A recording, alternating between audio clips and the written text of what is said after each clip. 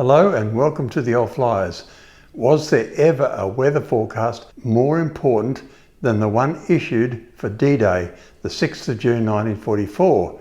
Today is the 5th of June 2024, 80 years to the day when a decision that changed the course of history had to be taken. Have you seen the movie The Longest Day? This portrays the agonising uncertainty in the days leading up to D-Day. The foul weather that week was so bad it seemed as if the amphibious landing onto the soil of mainland Europe might have to be postponed.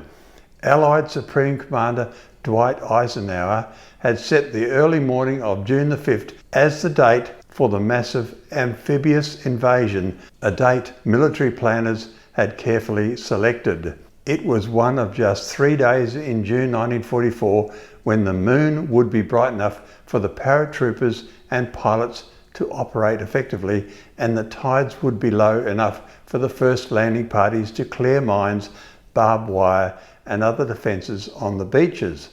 From Portsmouth to the Normandy coast across the English Channel is just 200 kilometres of open water. Open water where disaster awaited the armada of ships in gale force winds. For Group Captain James Stagg, Chief Meteorological Officer at Supreme Headquarters Allied Expeditionary Force, his advice, if wrong, could cost the lives of thousands of men. More than 5,000 ships and 13,000 aircraft supported 160,000 Allied troops planned to land along a 50-mile stretch of heavily fortified French coastline. Stagg was drawing on data compiled from air reconnaissance, ship observation, often sent ashore using pigeons, would you believe, and UK observation sites. Once the Allies had broken the Enigma code, the German observations could also be read.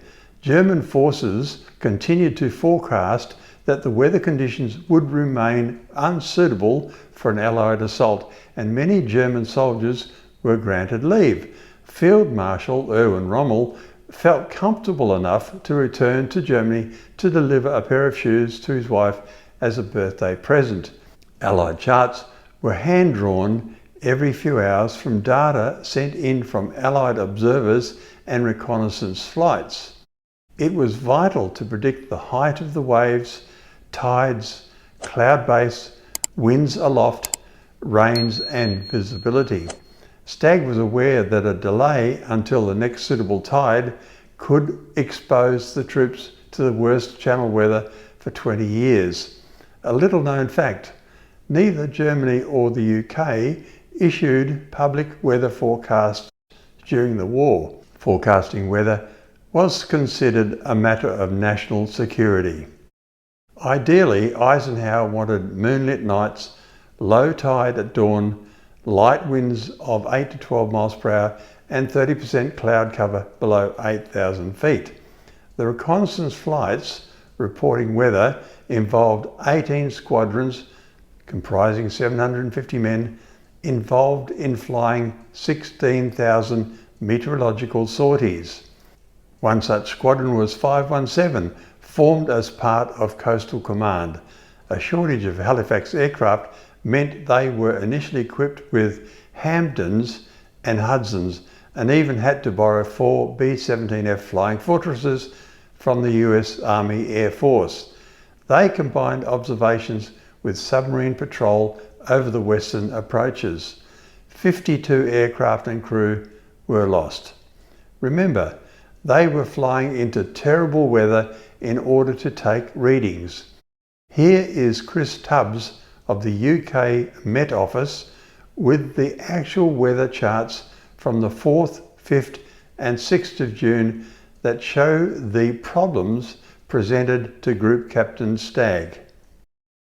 I've got a chart here for the 4th of June at 0700, and this was the chart that was used to make the decision as to whether to have D-Day on the 5th of June.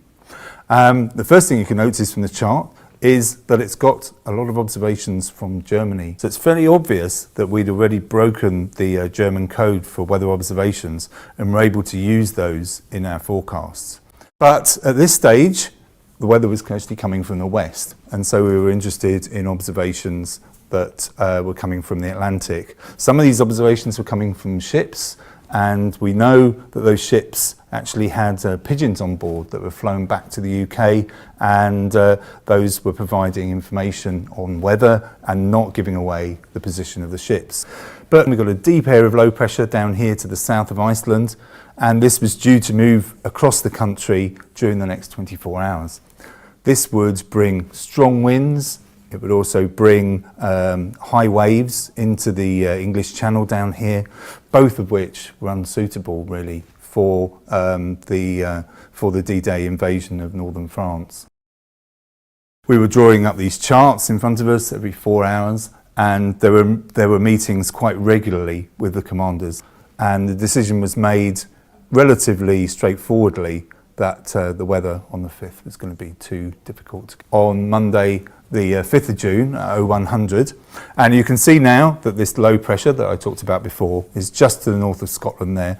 Very deep, 977 hectopascals is a deep area of low pressure for early summer.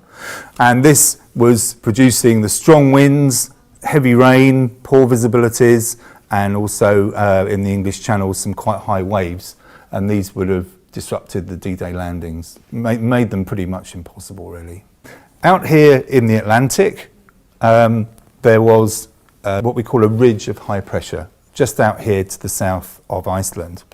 And there were some observations which came in quite late onto this chart, which gave the impression that this area of high pressure was building and could begin to settle the weather down on the 6th of June. So this was the indication to the forecasters that better conditions were likely to come on the 6th. They would still be quite marginal conditions for things like strong winds, visibilities, and also the waves, because we know that the waves had already been stirred up by this system. But the conditions would be marginal, but they possibly would be able to go. And this was the forecast that was reported by Stagg to the commanders, that it was going to be marginal, but the advice was that they would be able to complete the D-Day landings. If we go on to the actual day itself, this is Tuesday the 6th of June at 1 o'clock. The area of low pressure, which had caused all the issues on the 5th, was now sliding down into the North Sea here. And we can see the ridge of high pressure out here to the west is building in. But conditions are not perfect. We've still got quite brisk northwesterly winds across the country, and several of the invasion fleets reported quite choppy conditions for landing the boats on the D-Day beaches. So the idea that it was marginal turned out to be correct as well. But with the winds coming from this way, there was a little bit of shelter in the channel from the wind and waves, and enabled the landings to be successful. The winds and the tides and the moon had to be at a particular level, and possibly the 7th would not have been suitable anyway. The next time was around about the 19th of June, and that turned out to be very inclement weather as it turned out, and would have delayed the potential D-Day invasion until July probably. The role of the Met Office in the war was totally integrated really with the military regime. We were based in the Air Ministry, and particularly if we just concern ourselves with flying operations, we were absolutely essential, both for sort of taking off and landing in the UK, but also in the conditions on the way there. Compiling the forecast was different in the 1940s.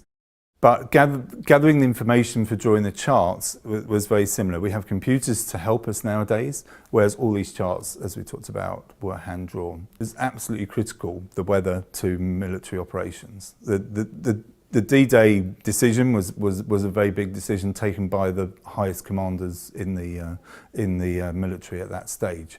And really, the weather was the biggest unknown of those decisions. They had so many things to consider, so many men under their command, so many pieces of equipment to look after. But the weather was the thing that could change everything. And the weather on the 5th, as we've seen, was unacceptable. The weather on the 6th was marginal, and they were able to go. It was 21-year-old Maureen Flavin, a Post Mistress from County Mayo in Ireland, who at 1 a.m. on the morning of June 3, 1940, sent in a weather report that would change the course of World War II. The barometer at the remote weather station showed pressure was dropping rapidly, indicating a major Atlantic storm was due to arrive and blow right across Western Europe. Based on Maureen's readings, US General Dwight D. Eisenhower postponed the D-Day landing by 24 hours. From the post office in Blacksod Island, the family had been recording the weather every hour throughout the war. They sent their observations to the Irish Met Service in Dublin, which were then forwarded, without their knowledge, to the headquarters of the Allied Expeditionary Force in England. Later that morning, Maureen received a phone call from an English woman asking that she please check, please repeat the report. Examining the barometer again, Maureen and her husband Ted confirmed that a storm would indeed hit the English Channel on June 5th. Unknown to her at the time, this was the initial date chosen by Allied Command for the invasion of Normandy, France, an operation that required clear skies for air support and calm water to ensure the safety of water-based landing craft. Blacksod was the most westerly weather station that the UK Met Office relied on. Yet, a day or two behind that front, a high-pressure ridge was developing slowly. The gamble that conditions would moderate on the 6th of June was correct. The weather would be marginal but good enough. General Eisenhower gave the order to go. The D-Day forecasters made perhaps the most important forecast in Met Office history. Thank you for watching. Please like and subscribe to encourage new content. Thank you to Ian Panton for sending me supporting material for this story.